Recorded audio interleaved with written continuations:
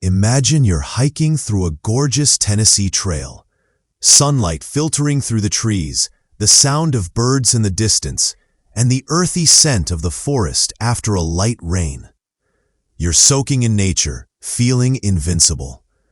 Then you spot it, a rattlesnake, its patterned body stretched across the path.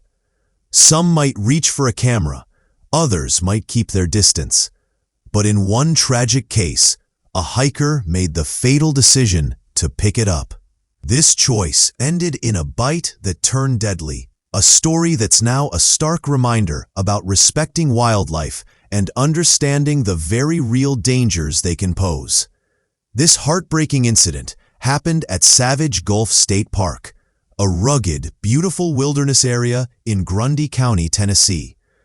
The hiker, out for what should have been a peaceful outdoor adventure, encountered a timber rattlesnake, a species that's both impressive in size and infamous for its potent venom.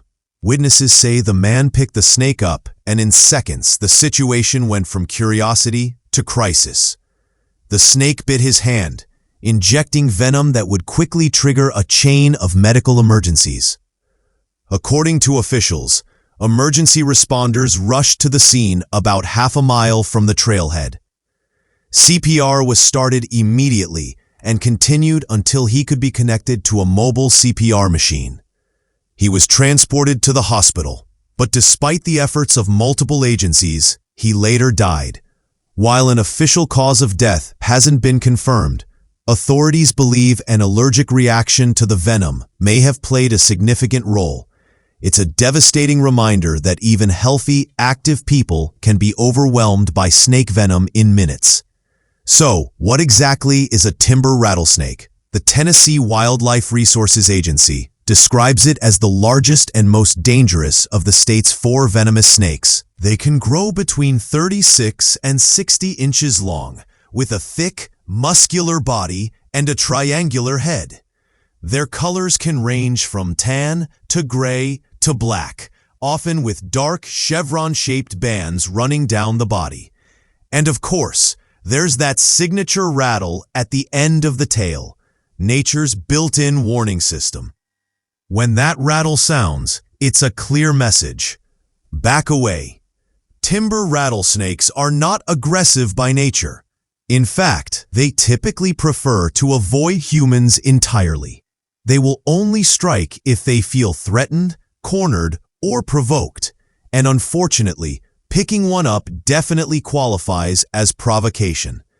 Their venom is designed to immobilize prey like small mammals and birds, but in humans, it can cause severe tissue damage, intense pain, and potentially life-threatening systemic reactions. In Tennessee, there are 4 venomous snakes: timber rattlesnakes, pygmy rattlesnakes, copperheads, and cottonmouths. Of these, timber rattlesnakes hold the title of most dangerous. They live in heavily wooded forests, often near rocky hillsides or ledges. Hikers might spot them basking in the sun or lying in wait along a trail, especially during warmer months. But spotting one doesn't have to be a disaster, as long as you keep your distance and let the snake go about its business. Officials stress that most snake bites happen when someone tries to handle or harm the snake, or when a person accidentally steps too close without seeing it. That's why one of the golden rules of hiking is to watch where you step and where you place your hands, especially when climbing over rocks or logs. Snakes are masters of camouflage, blending so well into their surroundings that you might be within a foot of one without realizing it. If you ever do encounter a rattlesnake in the wild, the safest move is simple. Stop, back away slowly, and give it space. They can strike at about half their body length. So if you see a 3-foot snake, keep at least 6 feet between you and it. Resist the urge to poke it, prod it, or, as in this tragic case, pick it up. No photo or story is worth the risk of a venomous bite. But what if the worst happens and you or someone in your group gets bitten? The Mayo Clinic offers clear advice. Call 911 immediately. While waiting for help, move away from the snake. Stay calm and keep the bite below heart level if possible. Remove rings, watches, or tight clothing before swelling starts. Clean the bite with soap and water, then loosely bandage it. And here's a myth buster. Do not try to suck out the venom, cut the wound, or apply a tourniquet. These methods can make things worse.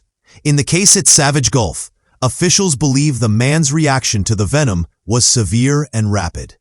Allergic responses to snake venom can intensify symptoms like swelling, difficulty breathing, and shock.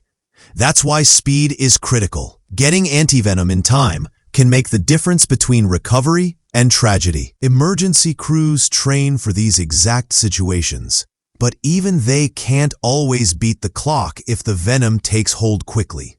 It's also worth noting that rattlesnakes, like all wildlife, play an important role in the ecosystem. They help control rodent populations and serve as both predator and prey in their environment.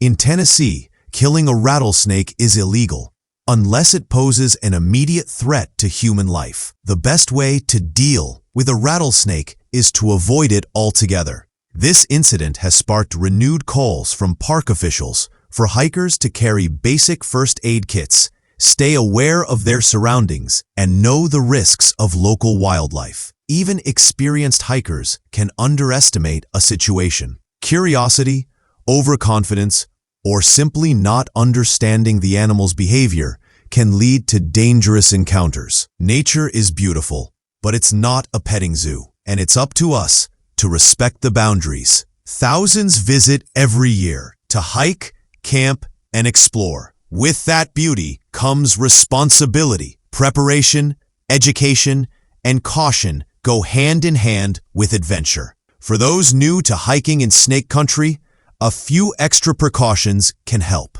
Wear sturdy boots, stick to established trails, use trekking poles to check underbrush before stepping, and hike during cooler parts of the day when snakes are less active. Learn to identify local snake species so you can recognize which ones are dangerous. And above all, teach kids and new hikers the simple rule: look, don't touch. The story of the hiker in Tennessee is a sobering one, but it's also a powerful reminder. Wild animals are not out to get us, but they will defend themselves if they feel threatened. Respect their space, understand the risks, and be prepared for emergencies. Nature can give us some of our greatest adventures, but only if we remember that survival in the wild is all about knowing when to step back.